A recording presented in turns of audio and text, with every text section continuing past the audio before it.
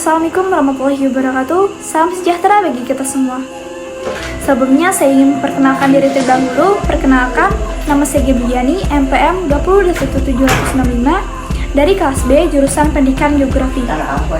Pada video kali ini saya akan menyampaikan mengenai yang pertama, orasi ilmiah pendidikan anti korupsi. Yang kedua, mendeskripsikan kondisi korupsi saat ini dan permasalahan-permasalahannya. Yang ketiga, apa yang bisa kita lakukan dalam menghadapi hal tersebut? Yang keempat, solusi dari berbagai permasalahan korupsi Dan yang terakhir, yang kelima, mengajak kepada semua agar melakukan solusi guna memberantas korupsi.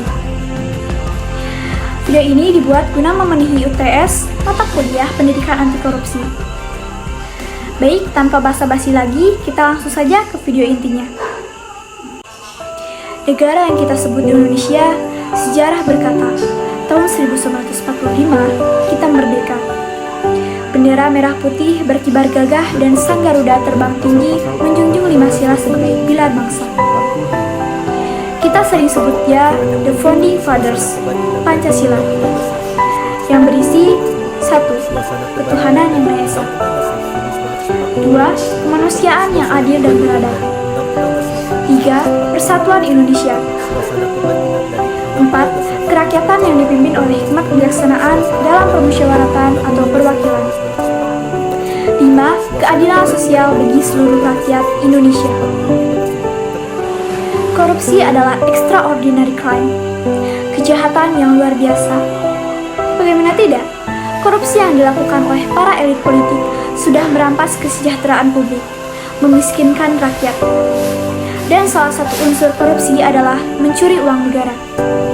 Saya kritisi kembali, walaupun uang negara yang dicuri sudah kembali kepada pemerintah, akan kemana larinya uang itu? Rakyatkah? Atau kembali dicuri oleh gajah begitu? Saya bisa simpulkan, uang negara hanya berkutat di pemerintahan dan masyarakat hanya menonton sandiwara sambil kelakar. Diakui atau tidak diakui, budaya korupsi sudah membudaya dalam tata kelola pemerintahan kita, bahkan sudah membudaya di tengah-tengah sebagian masyarakat. Sehingga untuk mengikisnya memang diperlukan upaya yang sangat ekstra dan kesungguhan yang luar biasa, yang bisa dimulai dari hal-hal yang kecil tetapi memiliki dampak yang luar biasa, seperti mengajarkan kepada anak-anak tentang nilai-nilai moral yang selalu menjunjung tinggi nilai-nilai kejujuran. Karena di negeri yang indeks korupsinya tinggi, maka yang menderita adalah rakyat jelata, karena hak-haknya sebagai warga negara dimakan oleh kerakusan para pejabatnya. Menurut Sudarso, bahwa salah satu penyebab korupsi di Indonesia adalah korupsi sebagai way of life dari banyak orang. Mengapa korupsi itu secara diam-diam ditolerir? Bukan oleh penguasa, tetapi masyarakat itu sendiri. Kalau masyarakat umum mempunyai semangat anti korupsi seperti para mahasiswa pada waktu melakukan demonstrasi anti korupsi, maka korupsi sungguh-sungguh tidak akan dikenal.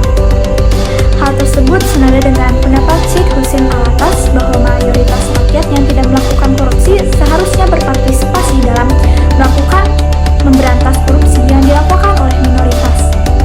Karena korupsi itu hanya dilakukan oleh minoritas, bukan mayoritas. Dalam masyarakat, peran mahasiswa adalah sebagai kontrol sosial. Mahasiswa dapat melakukan peran preventif terhadap korupsi dengan membantu masyarakat dalam mewujudkan ketentuan dan peraturan yang adil dan berpihak kepada rakyat banyak, sekaligus mengkritisi peraturan yang tidak adil dan tidak berpihak pada masyarakat.